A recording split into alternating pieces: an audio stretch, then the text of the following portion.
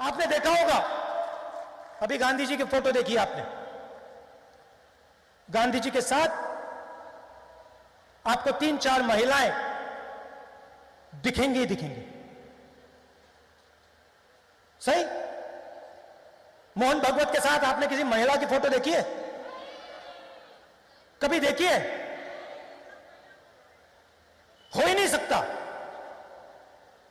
जय हिंद दोस्तों, नॉर्मली मेरी अप्रोच जो है वो फॉरेन पॉलिसी को लेकर मैं वीडियोस बनाता हूं और अपने ओपिनियन उस पर रखने की कोशिश करता हूं ताकि मैं इस मामले से, खासकर पॉलिटिक्स और धर्म के मामले से बच के निकलने की कोशिश करता हूं, क्योंकि मेरा मानना ये है कि इंडिया के अंदर अभी वो इंटेलेक्ट लेवल डेवलप नहीं हुआ है कि हम इन मामलों को एक इंटेलेक्ट लेवल पर, या बिल्कुल जिसे कहते हैं एक स्कॉलरिस्टिक अप्रोच के साथ एनालाइज कर पाएँ या कुछ भी कर पाएँ।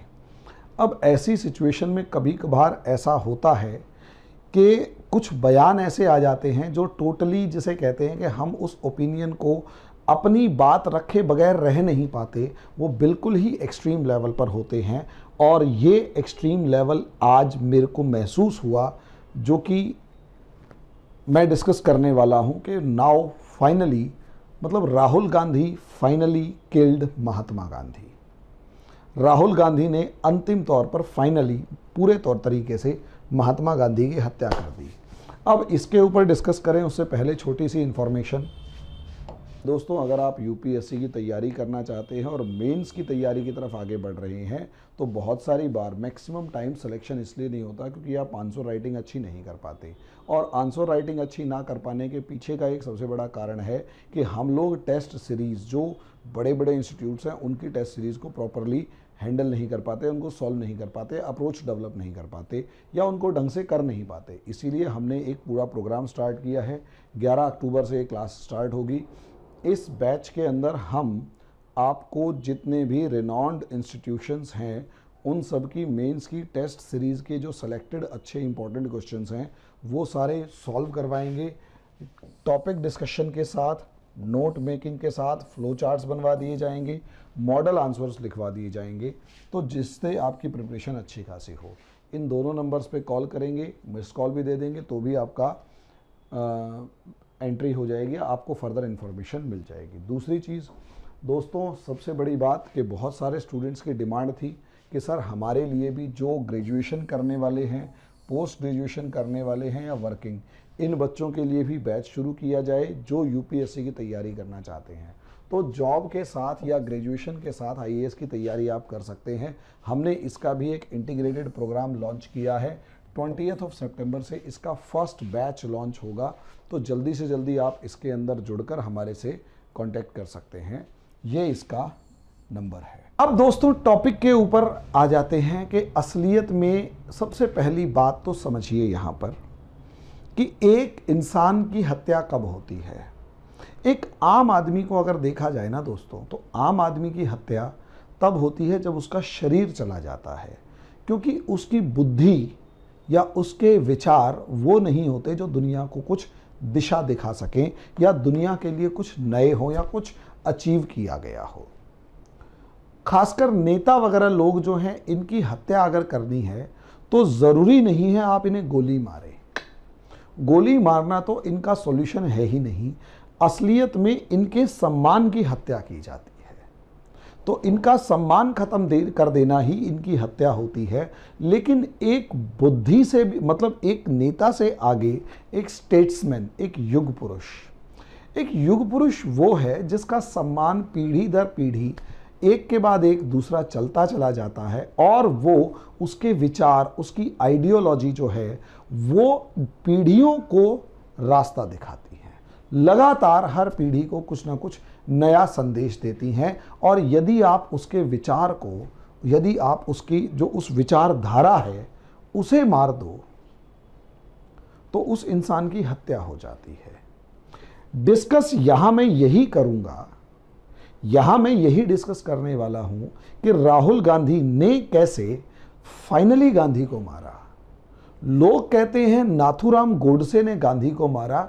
यार, शरीर तो नश्वर है। नाथूराम गोडसे जैसा एक लड़का या जो भी उसकी एज रही है, मैं उस पर नहीं जाना चाहता, बहुत ज़्यादा बुद्धिमत्तापूर्ण काम ना, बुद्धि से काम ना लेने वाला एक बंदा, उसके दिमाग में, क्योंकि देखिए जब आप किसी पर आक्रामक होते हैं, जब आप हिंसा करते हैं, हथियार चलाते हैं, तो पशु में और इंसान का फ़र्क वहाँ नज़र आ जाता है कि एक पशु में और एक इंसान में क्या फ़र्क है। पशु के पास ज़बान नहीं होती बोलने की, इंसान के पास ज़बान है बोलने की, विचार हैं व्यक्त करने के लिए। उस ज़बान के ऊपर विचारों को बैठाकर दूसरे के दिमाग में डाल दिया जाता है और वो इंसान उससे इन्फ्लुएंस हो या ना हो, वो उस चीज़ के ऊपर डिपेंड करता है। और जहाँ दो व्यक्ति आपस में समझदार लोग मिलते हैं, जब दो समझदार लोग मिलते हैं तो उनकी आपसी जो बातचीत है वो विचारों का आदान प्रदान होता है और वो विचार ही एक इंसान की पहचान बन जाते हैं। ये एक लेवल होता है। हम हर इंसान के विचार की बात करते हैं। नरेंद्र मोदी जी के अपने विचार हैं, मनमोहन सिंह जी के अपने विचार हैं, अटल बिहारी जी के अपने थे, आडवाणी जी के अपने हैं, अरुण जेटली जी के अपने थे, एपीजे अब्दुल कलाम के अपने थे और प्रणब मुखर्जी जी के अपने थे। और हर बड़े नेता, अभिनेता, हर किसी के अपने विचार होते हैं। इनमें कुछ विचार ऐसे होते हैं जो नॉर्मल हैं, एक युग के साथ टाइम फ्रेम में चलते हैं और टाइम फ्रेम बदलते ही वो विचार भी खत्म हो जाते हैं। लेकिन कुछ ऐसे विचार होते हैं जो जनरेशन टू जनरेशन, एक जनरेशन से दूसरी जनरेशन तक चलते हैं और वो इंसान अपनी उस लाइफ में इतना अचीव कर जाता है कि वो एक लाइट हाउस की तरह काम करता है आगे आने वाली जनरेशन्स के लिए। महात्मा गांधी ऐसे व्यक्ति थे। हर इंसान की लाइफ में एक ऐसा फेज भी आता है जब वो अपने सारे जो भी उसके ऑब्जेक्टिव्स होते हैं, काम होते हैं, वो एक टाइम के साथ रहते रहते वो पूरे कर चुका होता है।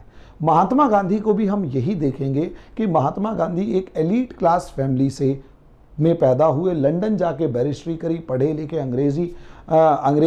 अंग्रेज़ों के साथ आर्ग्यूमेंट किया और उसके बाद अपनी लाइफ के अंदर उन्होंने बहुत सारे सोसाइटी के मामले में जो सोशल आइडियाज़ थे उसके अकॉर्डिंग अपने आप को चेंज किया और पॉलिटिकल अचीवमेंट्स के नाम पर साउथ अफ्रीका से लेकर इंडिया के अंदर महात्मा गांधी ने जो झंडे गाड़े उसको तारीफ करनी पड़ेगी, इसमें कोई शक की बात नहीं है। और क्विट इंडिया मूवमेंट और उसके बाद आज़ाद हिंद फौज के मामले तक अगर आप जाकर देखें तो आपको एक चीज़ साफ नज़र आ जाएगी, एक चीज़ यहाँ पर साफ नज़र आ जाएगी कि उन्होंने जो अचीव करना था वो किया और अंग्रेज़ों को इतना मजबूर कर, एक तो दो तरीके से उन्होंने काम किया। एक तो अंग्रेज़ों को इतना मजबूर किया कि भारत छोड़कर चले जाएं, उसमें इफ़ बट्स जो लगाने या लगा लेना, मैं सबके जवाब दे दूंगा। और दूसरा, उन्होंने भारत के अंदर जो राष्ट्रवाद की भावना पैदा करी। तिलक ने जो प्लेटफॉर्म तैयार किया था, ये समझिए, बाल गंगाधर तिलक ने जो प्लेटफॉर्म तैयार किया था उसकी एक ब्रांच तो डॉक्टर हेडगेवार के फॉर्म में आरएसएस के अंदर निकली और दूसरी ब्रांच गांधी जी ने करी, यानी गांधी जी ने उसको हैंडल किया और इंडियन नेशनल मूवमेंट को आगे बढ़ाया। हिस्ट्री की क्लास में हम ये चीज़ पढ़ाते हैं कि बाल गंगाधर तिलक की आइडियोलॉजी से दो पार्ट्स निकले, एक जिसे गांधी जी ने आगे बढ़ाया राष्ट्रवाद की फॉर्म में अलग अलग तरीके से, दूसरा आरएसएस ने आगे बढ़ाया राष्ट्र को एक सामाजिक आंदोलन की फॉर्म में मजबूत करने के रूप में, तीसरा एक और सामाजिक आंदोलन जो बीआर अंबेडकर जी ने चलाया था, डॉक्टर भीमराव अंबेडकर, उनको। तो असलियत में राष्ट्र निर्माता अगर मेरी नज़र में माना जाए तो राष्ट्र निर्माण का काम महात्मा गांधी ने कम और बीआर अंबेडकर जी ने ज़्यादा किया था, बाबा साहेब अंबेडकर ने ज़्यादा किया, क्योंकि उन्होंने समाज को इकट्ठा किया, उन्होंने समाज को इकट्ठा किया और जहां भी रखे अपने विचार बेबाक रखे। तो बीआर अंबेडकर को आप कहीं ना कहीं राष्ट्रपिता के रूप में देखें तो ज़्यादा अच्छा है। लेकिन हाँ, सुभाष चंद्र बोस ने क्योंकि महात्मा गांधी को राष्ट्रपिता कहकर संबोधित किया और उस टाइम पर पॉलिटिकल लीडरशिप ज़्यादा इंपॉर्टेंट थी उस टाइम पर। आज के दिन अगर आज के पर्सपेक्टिव में आज खड़े होकर मैं अगर पीछे देखता हूँ तो मुझे ज़्यादा इंपॉर्टेंट बीआर अंबेडकर का रोल लगता है महात्मा गांधी के रोल से ज़्यादा। लेकिन उस पर हम फिर कभी डिस्कशन करेंगे क्योंकि एक अपना अपना ओपिनियन है। ठीक है, महात्मा गांधी पॉलिटिकल लीडरशिप में अपने आप में बहुत ज़बरदस्त थे, उसमें उनकी कोई बुराई नहीं की जा सकती, और जो पॉलिटिकल मूवमेंट्स को आगे बढ़ाने का तरीका उनके पास था और उन्होंने इस तरीके को जब अपनी अगली जनरेशन्स को ट्रांसफ़र किया और लोगों को प्रैक्टिस करवाया, वो काबिले तारीफ़ है। और उसमें अहिंसा का जो एक पुट था वो भी काबिले तारीफ़ है। अब ऐसे में मोटे तौर पर अगर आप देखें तो महात्मा गांधी ने अपनी लाइफ में जो अचीव करना था वो अप्रॉक्सीमेट अचीव कर चुके थे, या एक लेवल तक दिखाई देने लग गया था कि हाँ वो अचीव होने जा रहा है। अब ऐसे में एक इंसान जो है वो जब लाइफ की सभी चीज़ों को अचीव कर चुका होता है, एक उम्र को अचीव कर चुका होता है, तो वो अब जो सत्य है उसमें सेल्फ कंट्रोल की जो सिचुएशन होती है कि मैं अपने आप पर कितना नियंत्रित कर सकता हूं, उस एक्सपेरिमेंट्स की तरफ भी देखना शुरू कर देता है। ये होता है, और भारत में संत महात्माओं की ये एक सिचुएशन रही है। यहाँ कहीं ना कहीं महात्मा गांधी को हम गौतम बुद्ध से एक तरीके से कंपेयर करके, अगर कंपेयर इन द सेंस उनकी गौतम बुद्ध की फिलॉसफी से जब जोड़कर देखने की कोशिश करें, तो गांधी जी भले ही गौतम बुद्ध से अहिंसा का पाठ पढ़ रहे हैं, लेकिन वो जब महिलाओं के साथ की बात आती है तो कहीं ना कहीं अलग होते हुए नजर आते हैं। यहाँ पहली बात क्लियर फॉर्म में नजर आ जाएगी, समझ लीजिए कि महात्मा गांधी एक युग पुरुष थे, और जिस समय पर वो सत्य के साथ मेरे प्रयोग कर रहे थे उसके ऊपर जो उंगलियां उठती हैं वो लॉजिक समझ लीजिए क्या है। इसमें कोई दो राय नहीं, जिसमें गांधी जी ने अपनी पुस्तकों में भी लिखा है, खुद भी माना है कि हाँ मैं यंग लड़कियों के साथ बिना कपड़ों के सोता हूं। इसके पीछे का लॉजिक ये है कि क्या मैंने अपने शरीर पर इतना एक्सट्रीम लेवल पर कंट्रोल कर लिया कि मेरे सामने एक युवा कन्या जो है, युवती जो है, वो भी अगर बिना कपड़ों के आ जाए तो क्या मेरे अंदर भावनाएं जो है वासना विकसित होगी या भावना विकसित होगी। ये आप अपने दिल से सोच कर देखिए कि आपके सामने एक युवती, बिल्कुल पूरा जवानी के अपने चरम पर एक युवती आपके सामने बिना कपड़ों पे आ जाए, तो क्या आप अपनी वासना पर, अपनी भावनाओं पर नियंत्रित कर पाएंगे? तो आंसर है आप अपनी भावनाओं पर नियंत्रित नहीं कर पाएंगे। आप अपनी भावनाओं के अंदर बह सकते हैं और कोई ऐसा कदम उठा सकते हैं जो समाज में गलत है। लेकिन सवाल इससे आगे का है दोस्तों, सवाल इससे आगे का यह है कि एक संत और एक आम आदमी में क्या फर्क है। एक संत और एक आम आदमी में क्या फर्क है, और क्या उस संत के बिहेवियर को, क्या उस संत के एक्सपेरिमेंट्स को एक आम आदमी समझ पाएगा? देखो यार, आम आदमी जो है ना वो आम है, वो खास नहीं है, और वो ऐसा कोई काम नहीं जानता जो खास हो, और उसमें इतनी हिम्मत नहीं होती कि वो उस खास आदमी के काम को कर पाए या समझ पाए।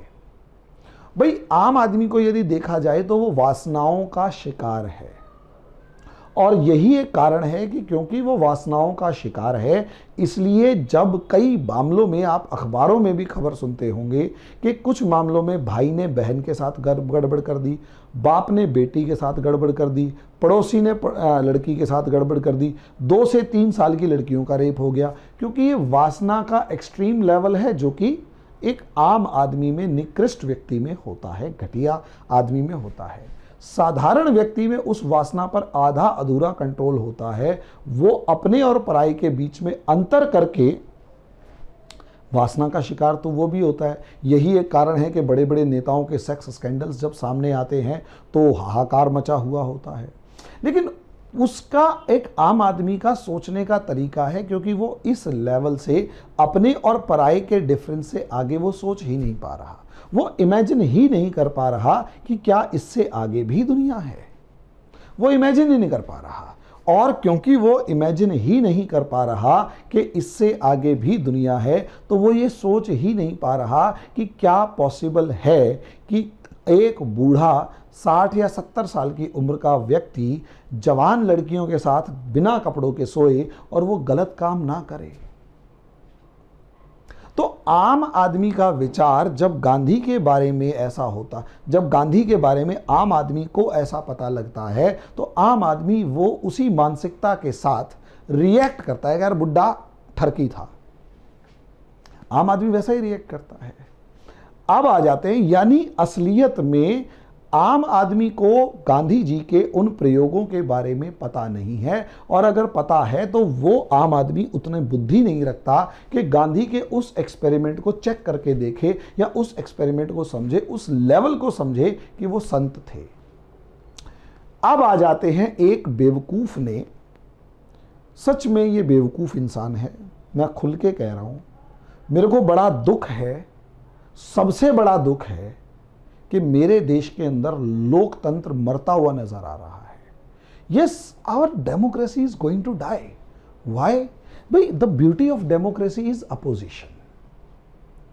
ये जो अपोजिशन ना, विपक्ष है, ये अपोजिशन ही डेमोक्रेसी की ब्यूटी है। ये असलियत में किसी एक इंसान या एक ग्रुप ऑफ पीपल के हाथ में सारी सत्ता इकट्ठी होने से रोकता है, और उस इंसान को अत्याचारी होने से रोकता है। कहीं वो इंसान इतना ताकतवर ना हो जाए कि आम जनता को परेशानी हो जाए। इसलिए ये जो अपोजिशन है, इसका स्ट्रांग होना जरूरी है। कम से कम इतना स्ट्रांग हो कि सरकार के नट टाइट करके रखे, सरकार को घेरे रखे। लेकिन असलियत में भारत की इस समय पर सबसे बड़ी समस्या कहो या सबसे बड़ी विडंबना कहो, हमारे देश का विपक्ष बिखरा हुआ है, और इस विपक्ष के अंदर सबसे बड़ी पार्टी जो है इस समय पर बेवकूफ़ों से भरी पड़ी है, और उन बेवकूफ़ों की सेना का सरदार जो है महाजाहिल, अनपढ़, गवार, घटिया इंसान है। यस यार, नाथूराम गोडसे ने महात्मा गांधी को क्या मारा? बताओ क्या मारा? नाथूराम गोडसे ने महात्मा गांधी के शरीर को खत्म कर दिया, लेकिन उनके विचारों को अमर कर दिया। नाथूराम गोडसे ने केवल उनके शरीर को ही तो मारा, आज भी तो हम अपनी किताबों में उन विचारों को पढ़ते हैं और हम अपने जीवन में उन विचारों को प्रैक्टिस करते हैं।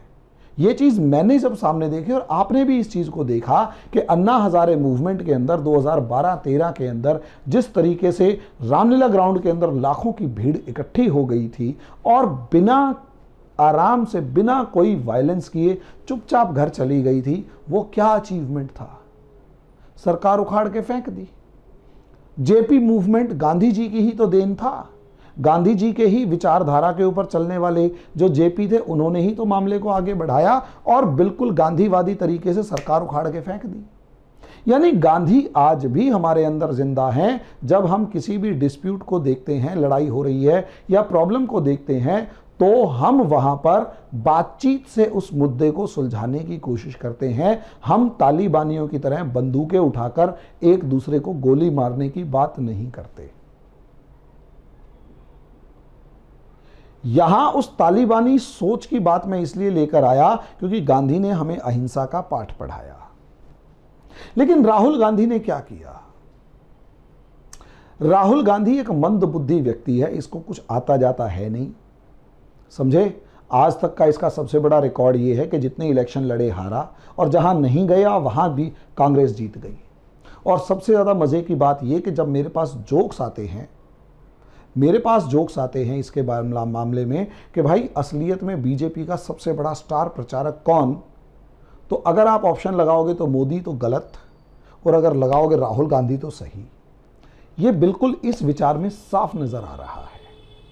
असलियत में हुआ क्या है? दो बिल्कुल डिफरेंट पर्सनैलिटीज़ को, बिल्कुल टोटली डिफरेंट पर्सनैलिटीज़ को इसने कंपेयर कर दिया और एक बहस के अंदर ला खड़ा किया। आरएसएस के प्रमुख जो हैं, सरसंघ चालक जो हैं प्रमुख, ये आजीवन शादी नहीं करते, आजीवन कंवारे रहते हैं और समाज के लिए, देश के लिए अपने आप को न्यौछावर करने की बात करते हैं। यानी ये पूरे तरीके से गृहस्थ जीवन त्याग कर ये भी एक समाज सुधार के लिए संत महापुरुष की तरह बिहेव करते हैं। महात्मा गांधी भी संत महापुरुष की तरह ही संत महापुरुष थे और ये भी संत महापुरुष हैं। दोनों के बीच में एक्सट्रीम लेवल ये था कि एक गांधी जी ने गृहस्थ जीवन को पूरे तरीके से जिया, लास्ट में बुढ़ापे में आकर उन्होंने अपने शरीर पर इतना कंट्रोल करने की कोशिश की कि उन्होंने एक्सपेरिमेंट्स तक किए जिसका आम आदमी ने बुरा नतीजा, मतलब बुरा एक अर्थ निकाला, और सरदार पटेल को यहाँ तक कहना पड़ा कि अब आप अपने ये एक्सपेरिमेंट्स वगैरह बंद कर दो, लड़कियों के साथ नंगे सोना बंद कर दो, क्योंकि लोगों के अंदर बात कुछ ज़्यादा उमड़ रही है और सिग्नल गलत जा रहा है। सरदार पटेल तक को गांधी को समझाना पड़ा, कहना पड़ा। दूसरी तरफ गांधी जी के सामने जब मोहन भागवत को रखा गया, और आप साफ कह रहे हैं, हालांकि वो खुद संत हैं मेरे हिसाब से, जो जितने ये प्रचारक हैं आरएसएस के, जो ईमानदारी से आरएसएस के सिद्धांतों के अनुसार चलते हैं, तो मेरे हिसाब से ये भी अपने आप में संत हैं, जिन्होंने एक स्पेशल वेशभूषा पहन के देश के लिए अपने आप को न्यौछावर कर रखा है। मन समर्पित, तन समर्पित और यह जीवन समर्पित, चाहता हूँ देश की धरती तुझे कुछ और भी दूँ टाइप की मानसिकता लेकर चलने वाले ये लोग, ये भी संत हैं। लेकिन आम आदमी के दिमाग में आपने क्या इंप्रेशन क्रिएट किया मिस्टर राहुल गांधी, ये आप सोचिए। इसीलिए मैंने आपको बुरे शब्द कहे कि मंदबुद्धि हैं आप। आपको पता ही नहीं कि आप जो शब्द इस्तेमाल कर रहे हैं वो शब्द आम आदमी सुनता है, और वो अपने दिमाग, अपनी मानसिकता के स्तर के लेवल पर आपसे बात करता है। और दूसरी बात, महिलाओं को वो ऑप्रेसिव सप्रेसिव वाली बात, तो दोस्तों सीधी सी बात ये है, महिला की अगर बात की जा रही है, आरएसएस के इस संगठन में पहली बात तो दुर्गा शक्ति वाहिनी, इनके कुछ संगठन हैं, लेकिन रियलिटी अगर आप फिर आरएसएस को कंपेयर करते हैं तो आरएसएस में महिला विंग की अगर आप बात करें तो महिलाओं का सम्मान नहीं करते, ऐसा नहीं है। मैं आरएसएस के करीब किसी प्रचारक की तरह बात नहीं कर रहा। महिलाओं का, अगर आरएसएस की इस विचारधारा या इस आइडियोलॉजी को कि महिलाओं को संगठन से दूर रखा जाए, इसे आप गौतम बुद्ध की उस आइडियोलॉजी से जोड़कर देखेंगे, जहां गौतम बुद्ध ने भी शुरू में अपने विहारों के अंदर, अपने मठों के अंदर महिलाओं का प्रवेश वर्जित कर रखा था। बाद में आनंद, जो उनके पहले वो स्टूडेंट थे, उनके कहने पर उन्होंने उपाली और दूसरी महिलाओं को मठ के अंदर आने दिया, क्योंकि उनको ये साफ चीज़ नज़र आती थी कि महिला जो है उसको देख के पुरुष डिस्ट्रैक्ट होता है। और ज़रूरी नहीं है महिला को देख के पुरुष ही डिस्ट्रैक्ट हो, पुरुष को देख के भी महिलाएं होती हैं। नेचुरल प्रोसेस है, इसमें आप और हम कुछ नहीं कर सकते। मुझे तो ऑकवर्ड तब लगता है जब पुरुष को देखकर पुरुष अट्रैक्ट हो और महिला को देख के महिला अट्रैक्ट हो, या कभी कभार पुरुष जो है या महिला जो है किसी जानवर को देख के अट्रैक्ट हो। मेरे को वो ऑकवर्ड लगता है। अगर लड़का लड़की एक दूसरे को ऑकवर्ड देखकर अट्रैक्ट हो रहे हैं तो ये नेचुरल प्रोसेस है मेरी नज़र में। आप अपने विचार रख सकते हैं। गांधी जी ने एक्सपेरिमेंट किया, बिल्कुल सही किया, लेकिन सवाल यहाँ पर यह है ना कि आपने कंपैरिजन गलत तरीके से इस तरीके से कर दिया कि आप आरएसएस पर उंगली उठा रहे हो, लेकिन आम आदमी यहाँ पर एक तरफ गांधी जी के उस मानसिकता को लेकर चल रहा था कि गांधी जी लूज कैरेक्टर थे और लड़कियों के साथ नंगे सोते थे, और दूसरी तरफ आपने बेवकूफ़ी के अंदर ही ये प्रूव कर दिया कि आरएसएस के लोग महिलाओं को अपने आसपास नहीं फटकने देते। इसका मतलब ये है कि वो सत्पुरुष हैं, और जैसा एक आम आदमी महान व्यक्ति के तौर पे देखता है कि उसमें वासना नहीं है, तो आपने मोहन भागवत जी को ऐसा प्रोजेक्ट खड़ा कर दिया। इसका मतलब ये कि जो गांधी जी की बची खुची रेप्यूटेशन थी वो आपने ख़त्म कर दी, और आरएसएस को आपने अनजाने में ही एक सर्टिफाई कर दिया कि आरएसएस बिल्कुल ठीक है जो ये करते हैं। आम आदमी की नज़र में करना चाहते थे कि आरएसएस महिलाओं का सम्मान नहीं करती। आम आदमी की नज़र में जो मैसेज गया वो गया कि गांधी घटिया इंसान था। आम आदमी की नज़र में मैसेज गया कि आम आदमी लड़कियों के साथ नंगा सोता था, और आरएसएस के जो लोग हैं ये महापुरुष हैं क्योंकि ये महिलाओं से अपने आप को दूर रखते हैं और देश के लिए इन्होंने सब कुछ समर्पित कर दिया। अब मुझे एक बात बताइए, आपने किया क्या? आपने गांधी जी के नाम की धज्जियाँ उड़ा के रख दी। जो थोड़ा बहुत सम्मान, पहले तो आपने अपने नाम के आगे गांधी लगाकर पहले ही गांधी नाम का राम नाम सत्य किया हुआ था। अब आपने उसकी चिता को, गांधी नाम की चिता को मुखाग्नि दे दी ये बयान देके। यस, तो ऐसे ही लोगों को मंद बुद्धि कहा जाता है, जिन्हें दुनियादारी की समझ ना हो और वो बोलते हुए पता ना लगे कि करे, उन्हें बोलते हुए पता ना लगे कि वो बोल क्या गए, और उसका नतीजा ये होता है कि वो अपने ही पैर पे कुल्हाड़ी मार लेते हैं। ये आप वो व्यक्ति हैं जो जिस डाल पे बैठा हुआ है उसी को काट रहा है। जिस गांधी नाम से आपको बची खुची 50 सीटें मिल रही हैं, 2 तो आपकी और मम्मी की हो गई, आपकी मम्मी की, बाकी 50 सीटें इस नाम की वजह से मिल रही हैं। आगे शायद ये भी ना मिले, क्योंकि बचे कुचे गांधी नाम को आपने चिता को आग लगा दी। नाथूराम गोडसे ने गांधी के शरीर को मारा, आपने गांधी के नाम को ही खत्म कर दिया। You murdered Gandhi. सच में मैं एक टीचर हूं, क्लास में जाकर गांधी जी के बारे में समझाने की हमें बहुत कोशिश करनी पड़ती है कि गांधी जी ने अच्छा किया और जो किया, क्योंकि माइंडसेट एक डेवलप हो चुका है कि Gandhi ji destroyed this country और नेशन। उसके पीछे रीज़न ये नहीं है कि गांधी जी को लोग सुनना नहीं चाहते, वो ये देखना चाह, वो प्रॉब्लम ये है कि उस गांधी को वो आपके गांधी नाम से जोड़ते हैं, और आपके घटिया हरकतों की वजह से कभी आलू और प्याज और पता नहीं क्या क्या, चांद पे आलू समथिंग, कौन कौन से आपके बयान हैं, उन सब की लाइट के अंदर गांधी जी को जब वो देखते हैं तो पता लगता है गांधी को भी वो आप ही के जैसा समझ लेते हैं। आपने गांधी के नाम को खराब किया हुआ था, रही सही कसर आपने गांधी के नाम को अब तिलांजलि दे दी। यानी शायद ही अब, क्योंकि बहस छिड़ गई ना कि कांग्रेस गांधी जी बेटर हैं या मोहन भागवत। दोनों पर्सनैलिटीज संत हैं, लेकिन एक संत जो है वो एक्सट्रीम लेवल पर अपने शरीर को नियंत्रित करने के लिए एक्सपेरिमेंट करते करते बदनाम हो गया, दूसरे ने ऐसा एक्सपेरिमेंट कोई किया नहीं, तो इसलिए वो गजब लेवल पर हैं। तो आपने तो गांधी के नाम को डुबो के रख दिया। तो सही में मानना पड़ेगा, आप बीजेपी के स्टार प्रचारक हैं। आपने बिल्कुल बर्बाद कर दिया गांधी जी के नाम को, नेहरू के नाम को। धन्यवाद।